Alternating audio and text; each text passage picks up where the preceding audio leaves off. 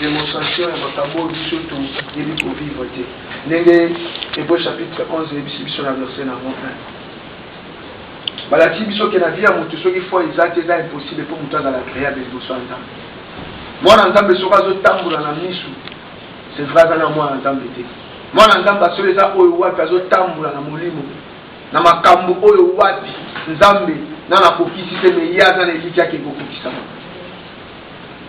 Mwana Nzambe asolo alongolaka réalité oyo ezovivre na vie mais azotala makambo oyo Nzambe alobaki. T'expliquais dans le langue musu foi te lobi que foi eza na ngoka rema eza maloba Nzambe oyo wapi ba grec bazolo beza verbe tout simplement maloba o Nzambe maloba ya motuya na bomo ya mutu maloba ya motuya eza bomo yo Nzambe apesinga na yo yango ndeza nyonso ezwa ndenge nini beleme faut toujours kolike pa Nzambe ata na kati ya ba échec likia toujours et pas Nzambe. Et on a le bagabé de mes témoignages de Zaka à Tepon Nzambe à Pambola Kio aux gens qui likambou songolo mais il va faire que témoigner à Nzambe na kati il y avait échec na vie parce que ba échec pe la kamoko ya ba ntela ba voix ko Nzambe mimakamu pour pas comment vraiment les. C'est pourquoi par rapport à wana tu as pour l'obélation des épreuves tu le dis qu'il y a solo mondimi a solo il faut passer par les épreuves. Si tu ne passes pas par les épreuves aux amondis ce qui est capable de résister, c'est pendant les épreuves. Et c'est difficile pour la mort. Un vrai chrétien doit passer par les épreuves. Et chaque jour, bien aimé, la vie à Moutou, il faut des épreuves dans la vie. Étape nyon soit bon moinayo. Il faut évacuer pour passer dans l'épreuve. Mais quitte à yo, si on est dans l'épreuve. Quitte à yo, attitude ne s'engage dans la montagne, mais épreuve est pour y aller bon moinayo. Et c'est important, peuple de Dieu. Ce qui t'est, au royaume de Nzambata Moussaraba, tu peux te donner un exemple, de serviteurs et de serviteurs de Dieu qui ont travaillé avec Dieu. Bien aimés, ils ont été prouvés par Dieu. Et Nzambata qui foi là-bas. Là, on a eu baraté, bien aimé, il faut na yosa foi à l'olé pour attaquer mon sort, t'arrêter, batu barotel, baraté, il y a vraiment la montagne rondima. Il y a plein de limara. Attaquer, il y a tant de gens qui conscience de pas Nzambé, assis quand Nzambé. C'est ça, bien. Pendant les épreuves, tu te mêles à notre Kanzam. Pendant les épreuves, tu te mêles à notre Nimate, tu vas croire les sous-soutés. Il ne croit plus. Pendant Nimate, que la seule Nzambe, wana a encore quelque chose. Tu vas désespérer. Mais Nzambe, il va apprendre le sous-souté. Donc, pour marcher avec lui, nous devons toujours espérer en lui. Tu veux dire que tu peux aimer la carte à foi. Tu veux dire qu'il n'a plus à Moutou, il faut. Assurance n'a eu la réponse. Il faut espérance n'a eu la réponse. Et il faut aussi démontrer le combat. Ce qui jamais la vie n'a eu tu vas t'attirer et pas à Moutou. Moutou lobby bien aimé à Olemba pas à Moutou lobby pas à la problème. Ah oui, je pouvais t'aider, mais moi aussi j'ai mes problèmes. Mais Moutou oh bien aimé à Koki ko attirer vie na biso et ça quand yango biso il faut tout la Nzambe côté la mutu te beleme mutu obiko sungo se pas sungi na yo te kumisa Nzambe mais là comment te beleme mabaku ataki mutu eliketa mutu na sungi ete o te kana sunga ka beleme c'est parce que tu n'as pas encore compris que mutu otika et on va pas promettre yo beleme lobi donc la mutu la kokina ngapete mais ça la mutu moko beleme soka promettre yo beleme ya tikala aka ndengwana. Ça c'est Dieu. Donc il faut tous avoir plus en confiance. Tout ce qui est dans la seconde. Et donc comment vous êtes la mission dans ça? Tu espérais toujours et pas naïf. Parce que ça papa la mission. Et à chaque fois dans la maison tu démontres. Tu démontres quand Nzambe que tu linguies que tu tangami na ina ndela ba épreuve. Et toi il faut expliquer ba épreuve bien aimé. Tu déjà mon ko oyo wapi alonenge Nzamba lindaka a ressorti ba qualité kati na bomo ya mwana Nzambe. Mwana Nzambe nous sommes dans la qualité kati na ye. Mais la qualité wana bien aimé Nzambe pour amona yango il faut que tu passes par les épreuves. Et moko ya suka ya ba qualité bien aimé oyo Nzambe alingaka pe alekisaka mutu za moto. Parce que le Nzambe moko za moto. La quantité jeudi, tu me dis pardon le mardi, tu me dis que tu là. La kambo oyo lengeni Nzambe wana alingaka éprouver vie à nous. C'est par le feu. Nous tous devons passer par le feu. Ceux qui ont les kinamoto au bimi. Ah. Et moto, mais c'est ça le problème qui arrive dans nos vies. C'est ça les épreuves. Et Zambalobi, dans la matière, on voit piller moko. Adole qui s'habille sur la moto. Parce que c'est une type de 5 types de matière, qui or et zalaki. De zalaki n'a pas matière précieuse. De zalaki n'a bois, de zalaki n'a foin, de zalaki bien aimé la chaume. La matière, de zalaki fait la bronze. La matière, on a nyoso. Et la vie à moto. Ngana yo tout ça matière, on voit plutôt où tu es pas ensemble. Or, ce que tu as dit, pourquoi nous avons dit parce que la matière, nous sommes aussi côté de l'outil dans ma télé. Au moins, que nous avons un jardin de dingue bien aimé. Tant que là qui moutou, à joie qui poussière, et là qui m'a télé. La carte de ma télé, des richesses, nous se vendent des cartes dans ma télé. La matière, nous se bien aimé, nous sommes aussi côté de l'outil et outil dans ma télé. C'est que ton matière, on voit pinza, mais il faut te passer par le feu. Faites quoi prouver. Au moment où on la pure, il fait des canamoto. Or, ça me dit au moment où on est mais ce que les qui sont la moto, bien aimé, il y a un sou qu'on est caïsous. Et là, on a besoin de quoi quatre na bon moyen d'engager. Tongue la dissous. Là, on a tout qui bien aimé. On a quel type de matière on a marqué. Et là, on a tout bien aimé la vie naïe. Alors, ton vie spirituelle naïe kaka na matiti. Mais maintenant, on est dans la moto, la moto, on est au pays. Il n'y a pas de problème. On peut se maîtriser. Quel type de matière pour voir plus autres mandat pour nous? Là, pour voir que ça vie spirituelle, mais on a besoin de nous sur le côté, au côté de la mission à l'eau. Mais, la mission à l'eau, pourquoi? Parce que toujours dans la tonga, dans la mission à la construction, toujours ça là, et ça va être toujours ça, et le monde en Zambie na c'est la mode. Quelles sont les œuvres que tu es en train de faire? Matière nini yozo tonga. Vie na yo spirituelle. Si c'est les choses peuple de Dieu, chom, les années mon a foin. Il se dit qu'à ma peine, ça m'aura à mot de Syrie. Ceux qui sont les qui n'aperçoivent et entendent, chom et tigala et comme Marassan. Nous te moussou qui n'a pas conscient, on a l'ibaya. L'ibaya a été dans mon besso. L'ibaya, le gros les a l'ibaya, souka na yango l'ibaya et salari. Et la paix aussi là. Donc, madame, on a parmi trois types de matière. Soit on a la or, tôt, on a la matière précieuse ou bien on a l'argent. Madame, on a trois types parce que si on dit, on a ta montre chauffée, on est nini. Argent, on a argent. Et on change nature. Mais la matière, oui, ça, parmi les six, les trois autres, notre temps. Ce qu'on a parmi trois types de matière, il y a le nous a bien aimé. Attends, mon colomo côté, on mérite n'a pas dans le royaume de Dieu. Pourquoi? Parce que vinayo, on peut aussi supporter. Bien aimé, la chose est même avec cette chose qu'on a monté à mon nez. Quand il va supporter ma campagne, attends, le légui à niveau nini. Tant que nous avons parce que nous avons monté au niveau pour la nini. Parce que nous avons été dans la or. Bien aimé, ah, pour nous rater. C'est que toi tu es réellement. Si tu ne sais pas supporter les choses, tu ne sauras jamais bien construire une maison avec les trois types de matière. Il y a un zamba sur les services sur la moto. Moto n'est pas mon kilo toujours vivre bien aimé. Il y a un jugement pour la vie sur la maison. Ça commence ici sur la terre. Quelles sont les œuvres? Parce que nos œuvres seront éprouvées par le feu. Nos œuvres seront éprouvées par le feu. Et moi, la bien aimé, c'est important. Que vie chrétienne, diable a aussi qu'à bichoter. Là, le grand combat que nous avons, c'est avec toujours le diable.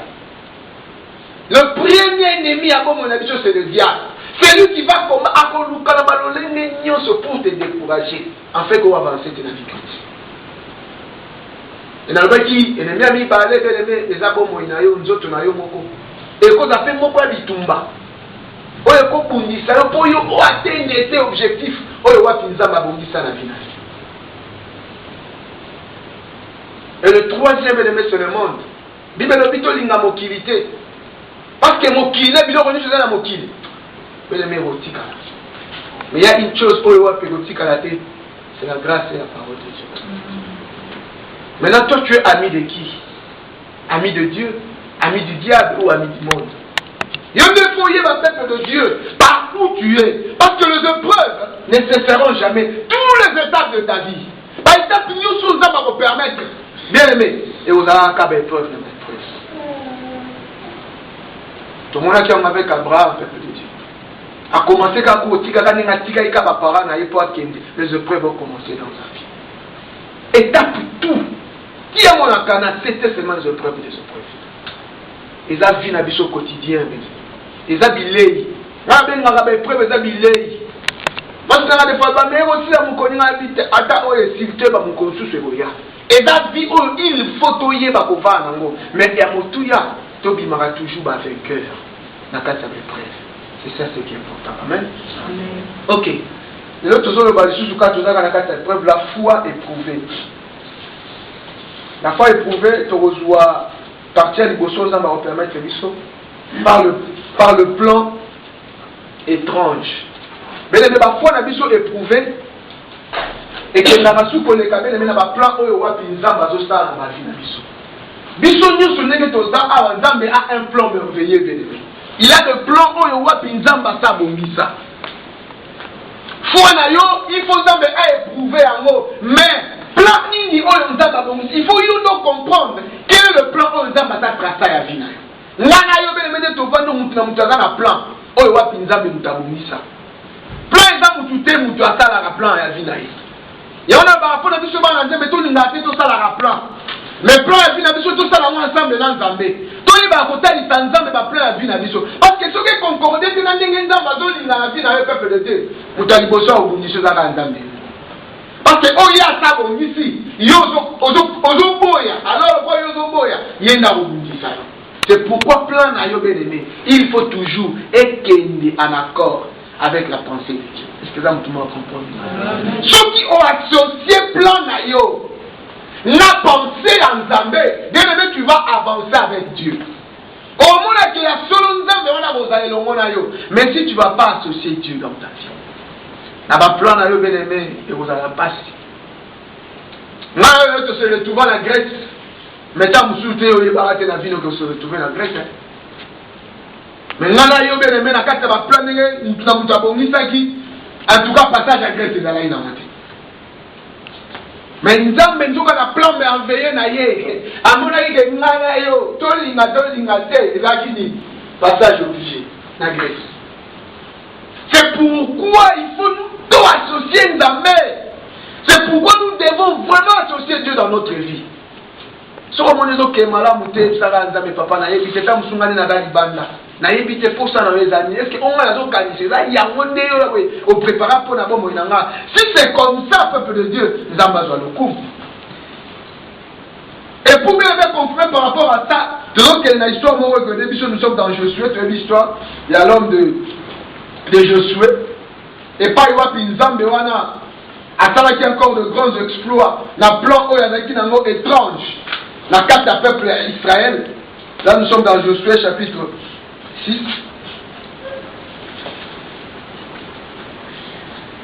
Josué chapitre 6. Il n'est pas Iwapi. Pour me calmer, pour avancer, dans la grâce, dans ma camou, dans ma mécanique, contre la mission de bien ici, tout le monde a l'histoire à Jéricho. La tête a tracé à plan en Nzambe. Nzambe a dit que le peuple naïe, il a fallu passer par le désert. Désert pour qu'il va conquérir la ville. Nzambe a appelé ça qui va aux promesses. Et on a dit la foi. Et là, tout simplement la parole que Dieu a dit dans ta vie. La parole que Dieu t'avait révélée, bien-aimé. Le réma de ta vie. Nous sommes un petit peuple Israël et réma. Alors dit, vous allez jubilé, jeudi sur le jubilé. Vous allez partir m'adorer dans le désert jusqu'à ce que vous rekenez. Bon, mon akana. Mais parcours, il y a Vina Bango Mobimba dans le désert, il va qui a monté. Bango bayeba ika bien-aimé, nzamba la kai biso kana. Mais nzamba la kai bango te que passage vous à la désert. Non. Ça c'était le plan de Dieu. Nzamba yemoko c'était dans ce plan. Oyo wa pia bonisa kibongo. Mais peuple Israël na mutuna bango bayeba ika que non. Fini l'esclavagisme. Maintenant nous nous levons pour aller vivre la paix avec Dieu dans le Canaan. Il y a moins de gens qui n'ont pas de mais il y a pas cité bien-aimé. Principe en Zambie. Tant que Zambie a la queue bien-aimé, il y a le passage obligé. Oh, le roi Pinzab et Sengela qui sont dans ma plan. Peut-être que tu avais l'objectif. Il y a mon commun peut-être bien-aimé na X. Na endroit moment pour quelqu'un. Mais ndana yo bien-aimé Zamba le kitibiso maïma kati tibisoti. Et l'autre commentaire vous souci si qu'on a nous dans le communiqué. Ta chose Zambie Sengela commissaire. Je suis toujours dans ce marche là. Mais le plan est ensemble. Donc on va contredire en moi, parce qu'on n'arrive pas à supporter les douleurs des épreuves. Deux fois, bien mettre nos renier dans la foi par rapport à ce que nous voyons devant nous. On n'arrive pas à dire à Dieu, oui papa, je suis d'accord de ce que tu dis. Mais le magamignon sont dans le baga. On peut côté mes facilités dans les choses spirituelles. Nous avons sur à mon aïe, c'est parce qu'à mon aïe, aux inférieurs. Bien aimé, à mon aïe, au coca, bah tu peux aller dans une banda. Mais toi, tu te lèves, tu as dit que non, je vais aller à l'église. Malgré la pluie, on dit que tu as côté les malades au Kenya. Dans la personne va tomber en casse. Maman, si tu n'es pas fort, au Kokana aussi. Il y a un moment où ils ont fait naufrage par rapport à la foi. Pourquoi? Parce que Bakanisa qui m'a envoyé ça facile. Bakanisa qui m'a envoyé qu'on marchait sur les roulettes. Non. Les choses de Dieu sont dures. Pour les gens durs. Il y a un moment où ceux qui ont dit que les chrétiens parce que nous avons un casse. Il y a un moment où nous avons habité dans la Nzambe. D'abord, les moyens bien aimés, quand nous avons Nzambe, peuple de Dieu. Israël a évité. Au moment où nous avons comme à la Jéricho, combien va faillir dans le désert? Combien de fois on a bango? Habiter Moïse, tu nous as menti. Si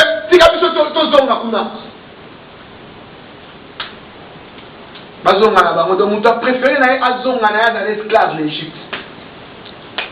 Aboyi na ye kokota na kati ya plan nzambe. Aboyi na ye nzamba kambaye. Aboyi na ye plan étrange o nzamba sa bongisi po na ye. Aboyi s'accomplit avec Dieu.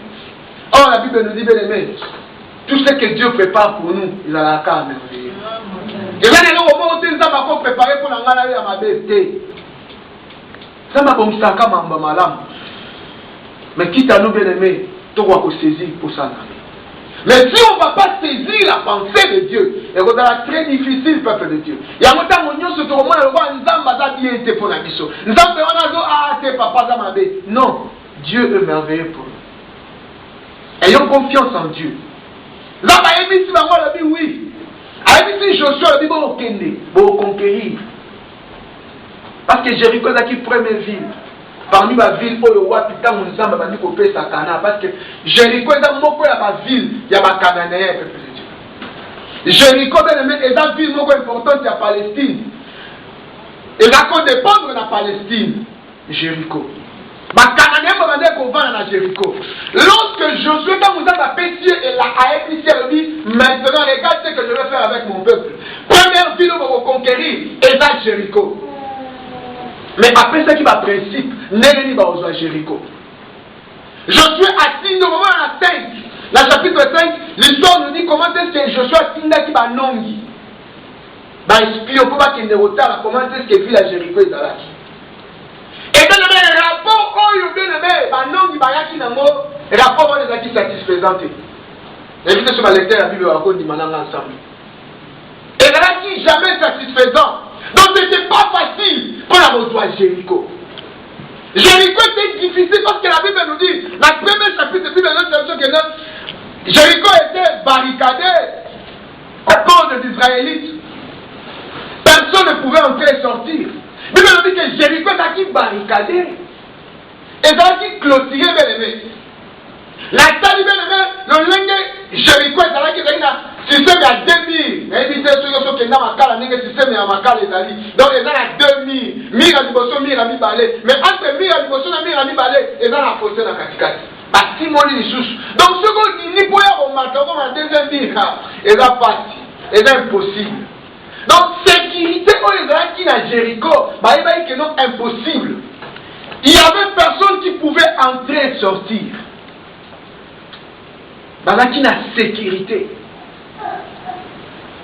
Bah non, habitant Jéricho, bah non, bah que non, t'es vino et attaché au daté. Même aveugle, même bah boité, bah cause de protection à Jéricho. Parce que bah qui sûr. La protection pour les anaki. Mais Zamba yébisi peuple israélite. Alors il manquait que Jéricho et Zawana. Maintenant ils ont fait stabiliser Jéricho. Amen. Ça c'était la promesse de Dieu. C'est Dieu qui a dit cela, peuple de Dieu. Mais qu'est-ce que Dieu t'a dit? Oh qu'est-ce que Dieu t'a dit?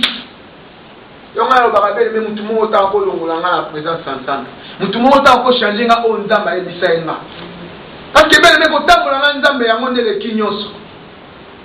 il faut marcher avec Dieu.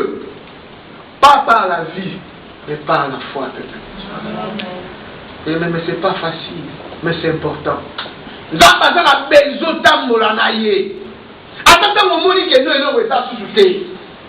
te regardes, tu es seul, donc nous devons soutenir.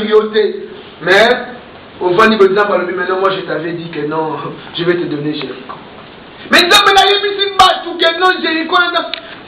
il fait tout le monde avec nos moyens exaltés. Parce que modèle de vie, c'est impossible de tout soigner. C'est pourquoi peuple de Dieu, il faut que l'éviter à Koyo Kalimba. Bible nous dit c'est la foi vient de ce qu'on entend. Quand ça m'appelle la vie à Moutou, et yo ka appelle dans Koyo Kalimba. Si on a la parole à découragement, bien aimé, on ne recommandera jamais à Jéricho, bien aimé.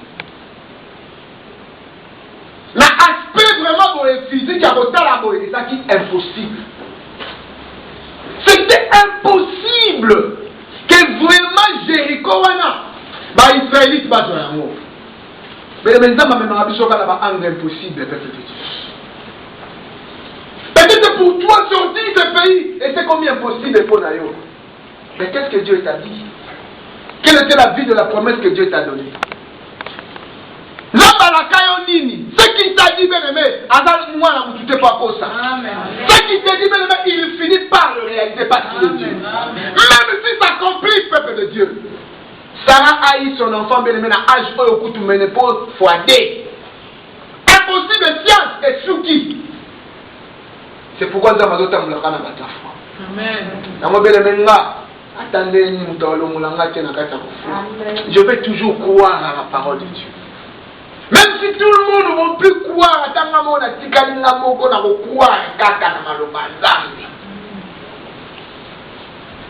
même les gens viendront, le diable utiliseront les gens pour venir te souffler. Oui, mais ce n'est pas mauvais, mais ceux qui osent si ça concorde, on pas mourir mais si ça concorde, pas habiter, là ma femme c'est très important, peuple de Dieu. Jéricho était barricadé. Elle a dit vraiment bien aimé clôture. Bible dit bien aimé. Ma brique, on va tourner qui n'a pas ma brique, il y a ma belé. Donc ma brique, moi, on va poser, on va poser, il va s'en ma belé, ma tite, ma casse. Donc, ma qui a mon position, mon bien aimé, babi. En français, on va le dire hermétiquement. Parce que la technique, on va le dire hermétiquement fermé. Donc, c'est complètement ici, quand on peut aller dessous. On doit couper maintenant, on peut mater. Et là, tout le monde fenêtre, on va avoir un nom à terre. Et là, qui hermétiquement fermé. Et là, il y a une place où on doit pénétrer. Donc, dans la vie, on peut non. Ah, vraiment, c'est impossible. Mais elle est impossible, mais qui va croire? C'est pourquoi les choses spirituelles sont réservées aux gens spirituels. Si tu n'es pas un homme ou une femme spirituelle, ben les mots kokano m'embazamete. Tu en as des gens kokano. Mais si vraiment tu es un homme spirituel, oh kokano m'embazamete. D'abord, jusqu'au bout. Il commence dans balaka qui a opéré sur l'amour. Mais à opérer son car Sokio au croire qu'il y a dans Zambé na bomona. C'est pourquoi les gens saluer tout simplement bénédiction bomona. Pourquoi? Parce que par exemple tu wati les gens qui malade moi zone dima. Ceux qui ont commis ma paix donc à moi le quoi Nzamba tikié. Et Dieu te connaît plus que toi-même, peuple de Dieu. Zamba yebi okoko sanga Israël yokola mutu. Mais Dieu tu ne peux jamais. Parce qu'il y a bien malin, peuple de Dieu. C'est pourquoi nous devons avoir confiance en Dieu. C'est pourquoi il faut tout le temps en Zambé. La Bible a dit situé environ à 27 km. La nord-est de la Jérusalem.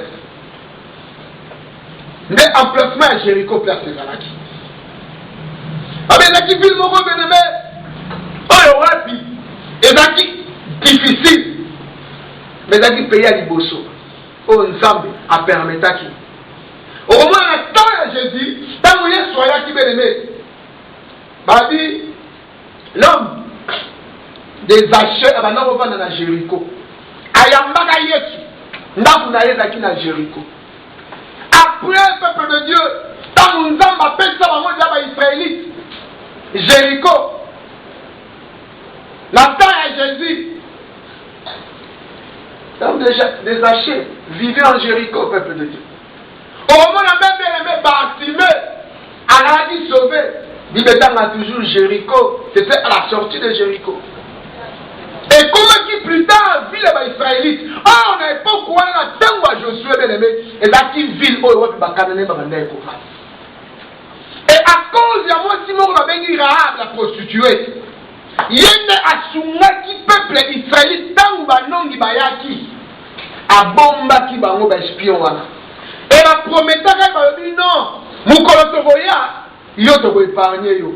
Ma pesa na signe moko esengela ga tia na fenêtre ya ndako na ye, to na porte na ye. En fait, tant ou bagoya va comprendre que non, elle vit ici avec sa famille.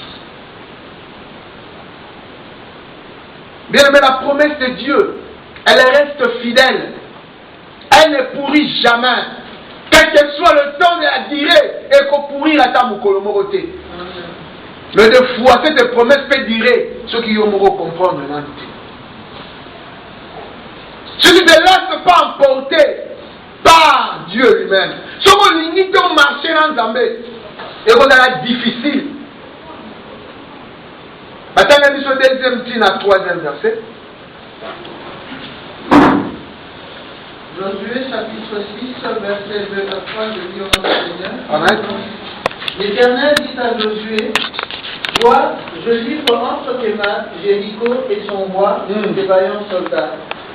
Faites le tour de la ville, vous tous les hommes de guerre, faites une fois le tour de la ville.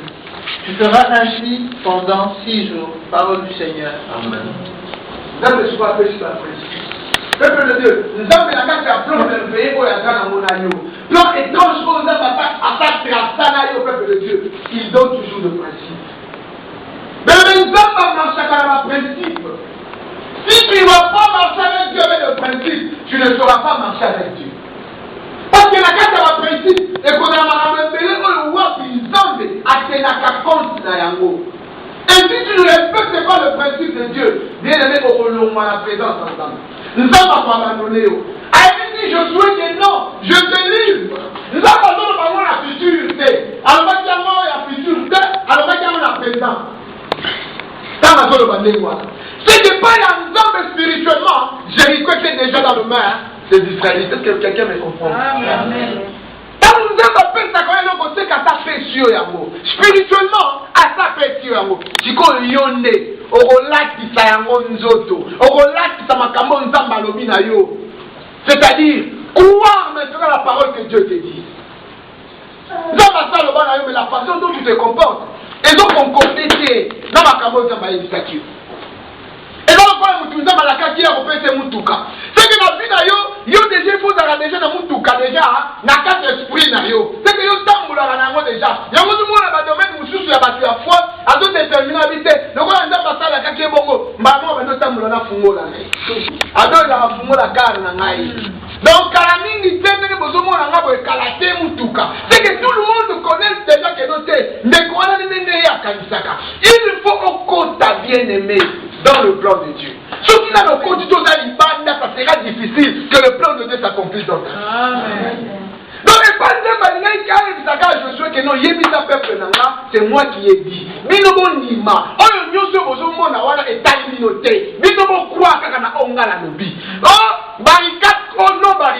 Ça ne vous regarde pas. Ça, c'est mon histoire. Vous, c'est de croire tout simplement que d'ici là, Jéricho vous appartiendra. C'est ça.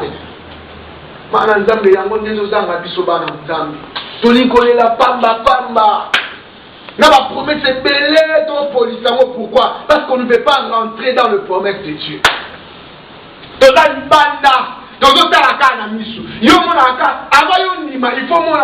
Et là, on va me faire un mot dans la lobby. Habitez, pas ça. Vraiment. Et n'est-ce vraiment. Il faut la offrande à ça et pas na yo. Mais la zone de la gare, nous sommes en mille dans ça, va dire, nous avons mis ça. Ce qui nous a donné à cœur, c'est-à-dire, avant la mukanda wana kokisana. C'est ça la foi. La vie de vraiment de konanga. On doit comprendre ma cambo était. Abandon c'est canabité, c'est ça. Si Dieu a permis tous mes consciences, c'est parce qu'on rectifiait façon qu'on a eu au Kalisana. Dieu, quand il a un homme était à ça la peau au non. Tu commences d'abord par accomplir. Et par après, Dieu va réaliser ce qu'il a le bâti.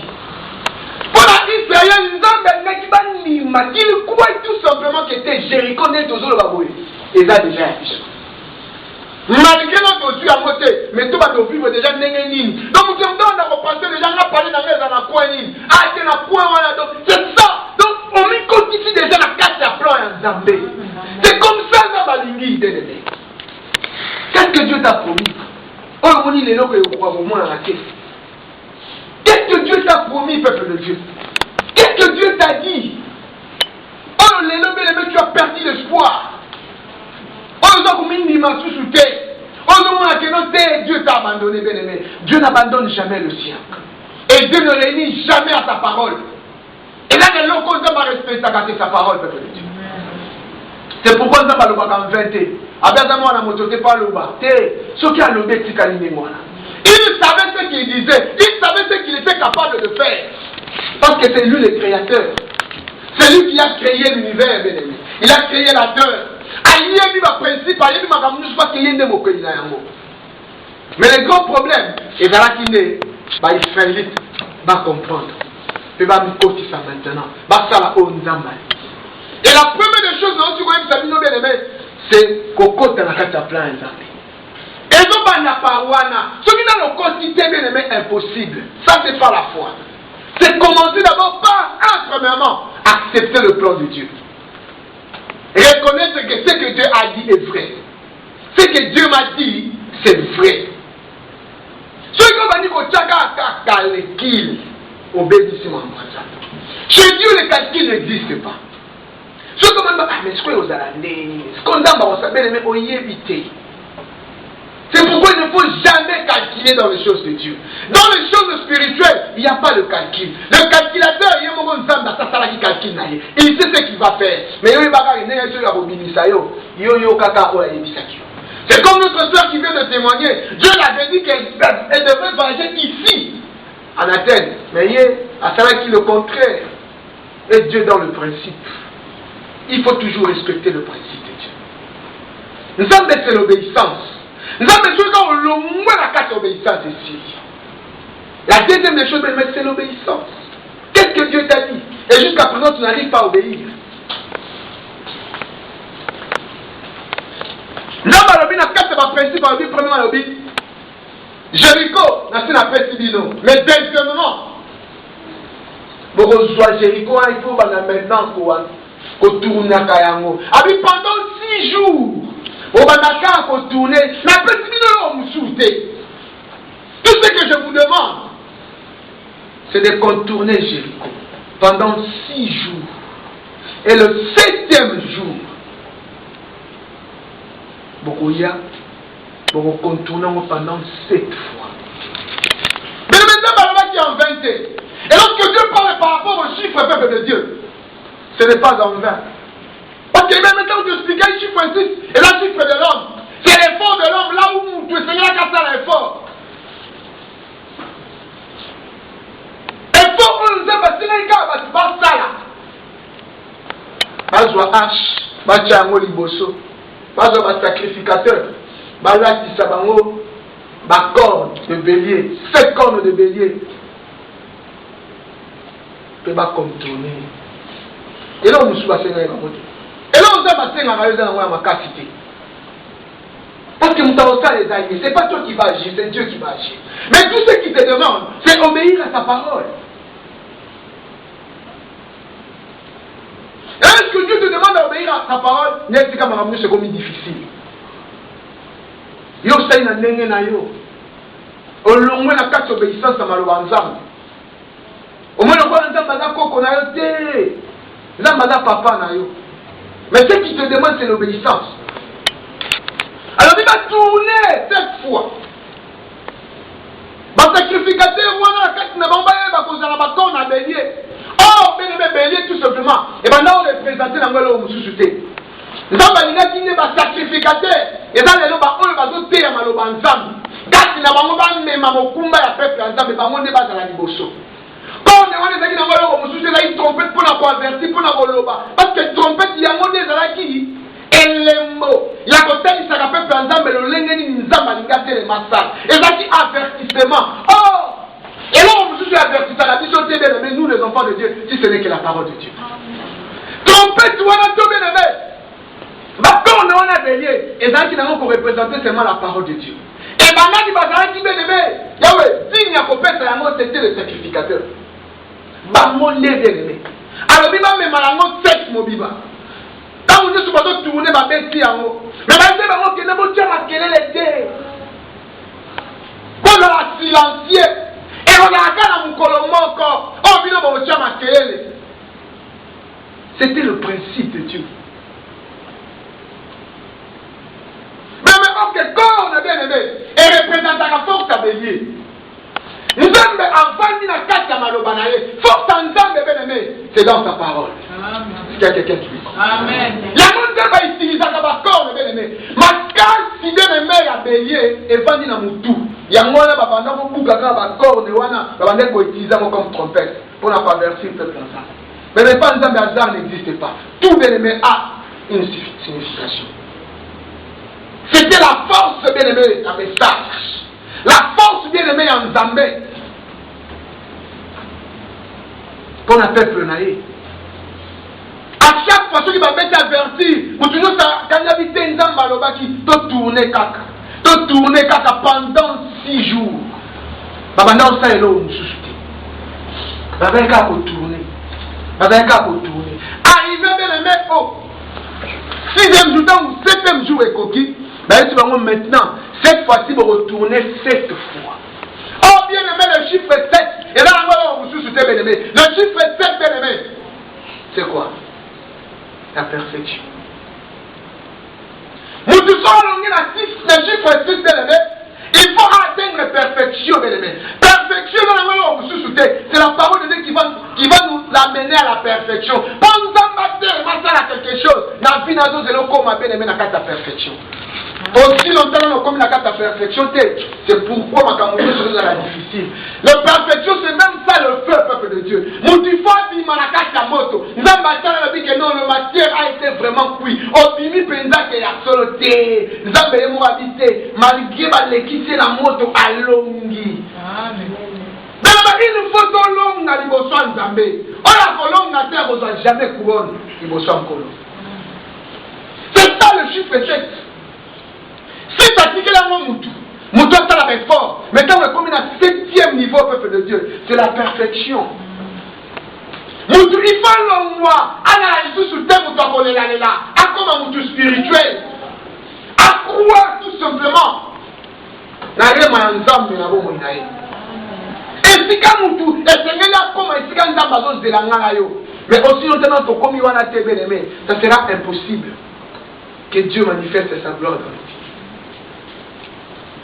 Dieu nous promet des choses, bien-aimés. Et lorsque, bien-aimés, Et là, pour avoir prouvé foi à la biseau, c'est comme difficile. Nous avons cocaté. Et bien aimé, ce qui nous a qui Josué, parce que aïe, pas si bien aimé, qui était Josué bien aimé. Nous avons fait ce qui Aponayo pas maté, Aponayo n'a tina bien aimé. Parmi ma caractère, Josué n'a qui n'a pas bien aimé. Peuple de Dieu, caractère à l'émotion, c'était la foi.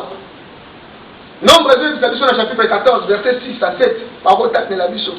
La première qualité de l'homme de Dieu, nous avons pas maté, tu n'es pas chrétien au hasard. Dieu t'a choisi chrétien parce qu'il t'a dit. Bien-aimé, que tu es capable. Quand on sait en considération, bien-aimé, quand on dit ça, maman, ça m'était. Nous avons dit tout le monde, mais nous avons négligé. Nous avons dit mais Dieu te voit. Après Moïse, c'était Josué. C'est Dieu qui a choisi, c'est Dieu qui choisit les serviteurs. En lui, non. Nombre chapitre 14, verset 6 à 7, je lis au nom du Seigneur. Et parmi ceux qui avaient exploré le pays, Josué, fils de Nun, et Caleb, fils de Jéphiné, déchirèrent leurs vêtements et parlèrent ainsi à toute l'assemblée des enfants d'Israël. Le pays que nous avons parcouru pour l'explorer est un pays très bon, excellent. Parole du Seigneur. Je dois dire parmi ma tout le roi, mais que Dieu pouvait faire quelque chose. Que Dieu réellement ce qu'il a dit de vrai. Mais je suis allé parmi ma image. Dans Calais. On est qu'à deux. Les autres, oui, toi, ne suis pas pour rien. En tout cas, la image, c'est pas dit. En tout cas, modèle, tout le monde va gérer, va faire un beau kawana. Non. C'est impossible. N'est-ce tout le monde est mis un beau kawana. Et beaucoup de gens étaient bien aimés, découragés par rapport à Yamaloba. C'est pourquoi bien aimés, on y a tous dans la majorité.